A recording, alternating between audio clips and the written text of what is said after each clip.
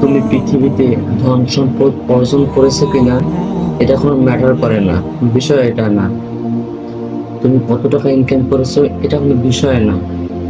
বিষয় এটাই যে ওই ধন সম্পদ বা ওই টাকা দিয়ে তুমি আল্লাহ তাআলার প্রিয় হতে পেরেছো কিনা, এটাই হলো মূল বিষয়। তুমি দেখতে ফর্সা বা কালো এটা কোনো বিষয় না। বিষয় তো ওটাই যে তুমি তোমার এই সৌন্দর্য দিয়ে আল্লাহ তাআলাকে খুশি করতে পেরেছো কিনা, এটাই হলো বিষয়।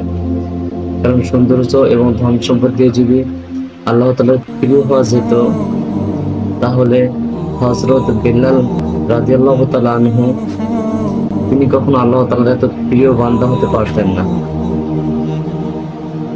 তাই আল্লাহ তাআলার প্রিয় হওয়ার জন্য ধন সম্পদ, সৌন্দর্য, বাড়ি গাড়ির প্রয়োজন নাই।